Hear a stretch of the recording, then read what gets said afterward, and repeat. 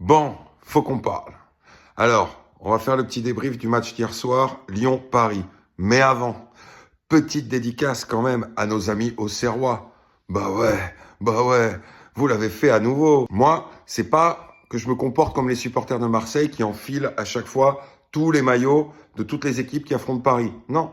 Moi, j'ai mon grand-père et d'autres gens dans ma famille qui, ancestralement parlant, sont supporters d'Auxerre. Bah ouais, il y en a. Et j'espère au fait les Marseillais que vous avez bien acheté votre petit maillot de Liverpool. Hein. Et puis domicile extérieur. Faites pas les radins. Hein.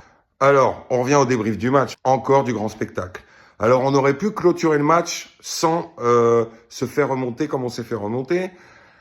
Mais au-delà de ça, déjà, doublé d'Hakimi. Alors, Hakimi, c'est bon, hein, on va le mettre ailier droit.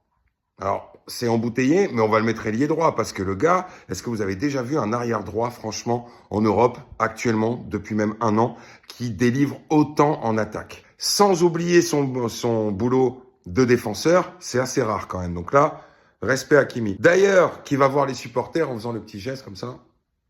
On ne sait pas s'il s'adresse aux supporters qui devaient peut-être l'étriquer depuis le début du match ou au cowboy, à Mr. John Texter qui n'a pas loupé son effet d'annonce, mais quand même raté d'arriver avec le chapeau de cowboy en référence aux polémiques, aux fuites de la discussion avec Nasser. Ouais, sauf que quand c'est raté, c'est encore plus rigolo. Parce que moi, j'aurais été toi, John, j'aurais gardé le chapeau et si tu gagnais, tu le sortais. Parce que là, t'arrives en mode pimpoy cowboy Oklahoma City, sauf que là, t'as perdu. C'est con. Le Stetson, d'ailleurs, il a pris 3 balles, il a fait piou. Tu vois, comme dans les films. Bam, bam, bam. Et il est pas retombé sur ta tête. Donnarumma. On en parle. Donnarumma, il nous sauve une partie de la fin du game quand même. Il y a 2-0. Il y a un tir pourrave d'un Lyonnais qui est même pas cadré. Et il s'énerve de dingue. Il est habité en ce moment. Toute l'équipe a l'air un peu habitée. Mais alors lui, particulièrement, on le remarque. Parce que bon, le début de saison, ça louchait un peu des fois. Et plus qu'une fois. Dembélé, on n'a même plus de qualificatif.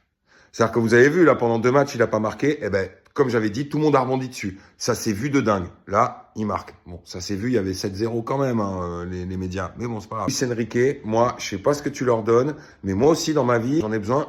Donne-moi la drogue que tu leur donnes.